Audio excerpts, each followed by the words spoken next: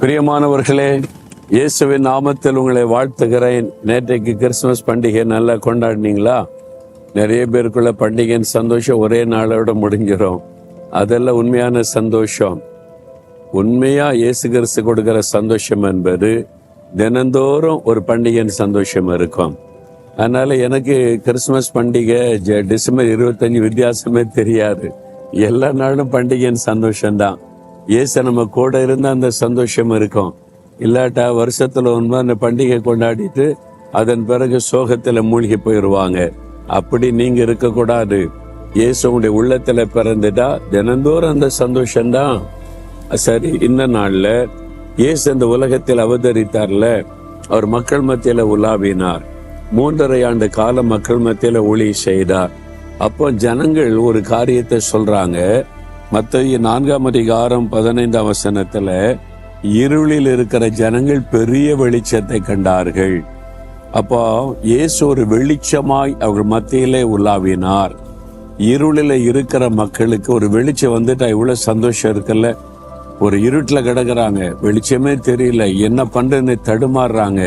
அப்போ ஒரு வெளிச்சம் வந்துட்டா ஒரு பெரிய மகிழ்ச்சி வந்துடும், வழி பறந்துரும். ஓகே, அதே மாதிரிதான் இயேசு இந்த உலகத்துல வர்றதுக்கு முன்னால மக்களுக்குள்ள இருள், பாவ இருள், சாப இருள், பிசாசாகிய இருள், வியாதியாகிய இருள் தடுமாறி கொண்டிருந்தாங்க. ஒரு நிம்மதி இல்லை, சமாதானம் இல்லை. தேவாலயம் இருந்தது, அங்க ஊழியர்கள் இருந்தாங்க, உள்ளத்துக்குள்ள நிம்மதி இல்லை, சமாதானம் இல்லை, வாழ்க்கையில் ஒரு வெளிச்சம் இல்லை, எதிர்காலத்துக்கு ஒரு நம்பிக்கை இல்லை. ஆனா இயேசு வந்தபோது மக்களுக்கு பாவத்திலிருந்து விடுதலை கொடுத்தாரு, வியாதியின் பிடியிலிருந்து விடுதலை கொடுத்தாரு, பிசாசின் கட்டில இருந்து விடுதலை கொடுத்தார், எதிர்காலத்துக்கு ஒருத்தர் நம்பிக்கை கொடுத்தார், மக்களுக்குள்ள ஒரு பெரிய வெளிச்சம்.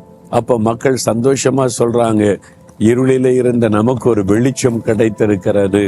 அதுதான் இயேசு. இன்றைக்கு வரைக்கும் இந்த இயேசு கிறிஸ்து நமக்கு வெளிச்சமாய் இருக்கிறார். அவரை ஏற்றுக்கொள்கிற ஒவ்வொரு உள்ளத்திலும் ஒரு பெரிய வெளிச்சம் உள்ளத்தில உதிக்கிறதுனால மகிழ்ச்சி, சந்தோஷம். அவர் எங்கெல்லாம் அறிவிக்கப்படுகிறார் மக்கள் மத்தியில ஒரு வெளிச்சம், அவருடைய வாழ்க்கையை வித்தியாசமாய் மாறுகிறதை பார்க்க முடியும். நான் இந்தியாவில் குஜராத், ராஜஸ்தான், மத்திய பிரதேசத்தின் ஒரு பகுதியில பீல் என்கிற ஆதிவாசி மக்கள் வசிக்கிறாங்க. இந்த மக்களுடைய பழக்கான வில் அம்பு வச்சிருப்பாங்க. இப்பவுமே சண்டை போட்ட மார்க்கெட்ல விற்பாங்க. வில் அம்பு வச்சு சண்டை போட்டு ஆட்களை கொன்னுருவாங்க. ஒரு குறிப்பிட்ட சாலையில எல்லாம் இரவுக்கு பிறகு வாகனம் போக முடியாது. நிறைய வாகனத்தை சேர்த்து முன்னால பின்னால போலீஸ் காவலோட தான் போவாங்க.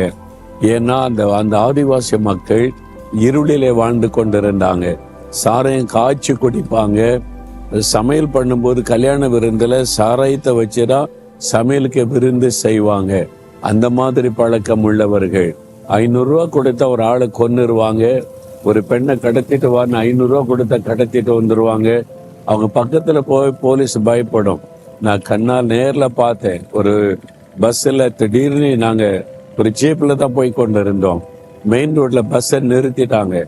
நான் பாக்குற சத்தம் போடுறாங்க மக்கள். என்னன்னு பார்த்தா ஒரு ஆள் ஏறி அந்த டிரைவர் கழுத்துல அறுவாள் வச்சிருக்கிறான். அந்த பஸ்ஸை சுத்தி 3-4 பேர் வில்லோட அந்த அம்போட நிக்கிறாங்க. எல்லாம் பயந்து நடுங்குறாங்க. அந்த பஸ்ஸுக்குள்ள ஒரு போலீஸ்காரர் இருந்தார். அவர் இறங்கி தூரமா போய் நின்றுட்டார். ஒண்ணும் பண்ண முடியாது. அவங்க ஒரு பெண்ணை கடத்தி கொண்டு போறாங்க. கண்ணால நான் பார்த்தது, அழுது கொண்டு கதறி கொண்டு போகிறது யாருமே கேட்க முடியல. அந்த மாதிரி பாவ இருள வாழ்ந்த மக்கள். ஆனா அவங்களுக்கு இப்ப சுவிசேஷம் அறிவிக்கப்பட்டு நான் தொடர்ந்து அவங்க மத்தியில போயிருக்கிற இன்றைக்கு அந்த மாதிரி கொள்ளை செய்யக்கூடிய கொள்ளையாளர்கள் எல்லாம் மனம் திரும்பி அவருடைய வாழ்க்கை மாற்றப்பட்டு இருக்கிறது.